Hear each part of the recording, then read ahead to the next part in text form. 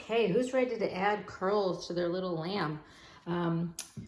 So I have a lamb here and that's finished with all the curls. We're gonna put the curls on the belly and the back and the top of the head, and just leave the face and the legs exposed. So that's what we're gonna do. These are natural curls from a sheep, and you have enough here to do your lamb. What I like to do first is look for a piece that I think is extra cute, and I start at the top of the head and I pick the piece that's going to be like the little bangs on the top of the head. So I'm just going to pick a piece. They're all cute. So anyway, and you want to be careful pulling these up. You actually don't want to pull them apart too much, because the more you pull them apart, the more you just get these fuzzy edges. And we're going to so I may actually just leave this whole piece together, and I'll show you how I could felt it down. That'll go down the back. So let me see if I can get a little closer. Sorry that this winds up being at the bottom of the image, but that's all I can reach. So you can use, the only needle I wouldn't use for this is a fine needle, because you're attaching. So this, you could use the heavier duty needle, but any medium gauge needle is what I'm more likely to use. This is an orange needle. I might switch to my purple. So what I like to do with this is, you want to tack down. This is the way this is different from other felting, is we want to leave those poofy curls. We don't want to felt it completely flat down and lose the 3-dimension of that.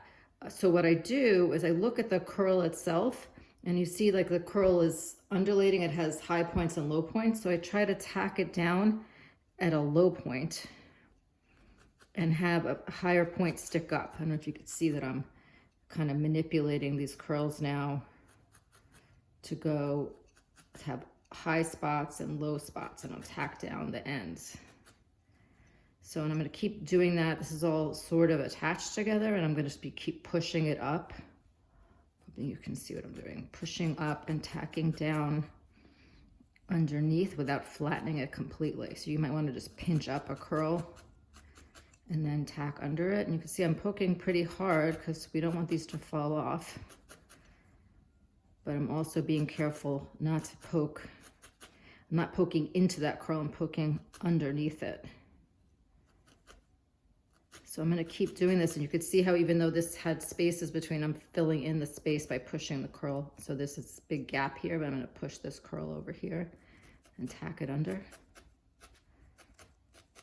And so you keep doing that all around, and hopefully the parts that are a little bit extra frizzy, those are the parts you're going to tack under, and you're going to want the smoother parts of the curls showing. But really, there's always some fuzz and frizz on these, and it's just natural and it's cute. And we could talk about it in live class. You could, so you got to be careful pulling. You want to pull this off. But you could trim. I used to trim everything with scissors and make everything really smooth, especially on the smoother surfaces. But I just kind of have embraced the fuzziness now. I think that's part of the charm of this. So we can keep working our way down.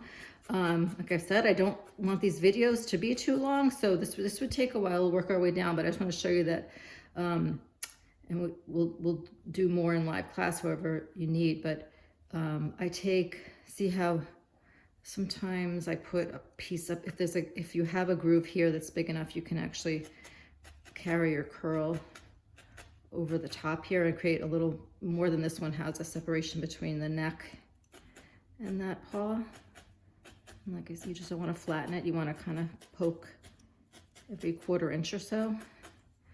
But you can take these curls where you want them to go. And I like I said, I leave that leg uncovered, and you try to, this doesn't have to be even. You can see this one, but you would tack your curls down around here, and then, but you do want to have them, I guess it's optional, but I like to put them on the belly too. So we can come back to this again, but that's basically the technique, and you just keep going. And when I'd used up all this wool, I just take another section. And if you wind up with Oh, I just want to make one other point. You don't want to put them too much on the bottom because then it wouldn't really sit up very well. So I kind of, this is what the bottom looks like. Yeah, it's, that's bare. And then, oh, this one doesn't have a tail. We will put on, we'll find a cute little piece to make a tail. We'll do that in the live class too. So that's it for now. And we will have a really cute curly lamb.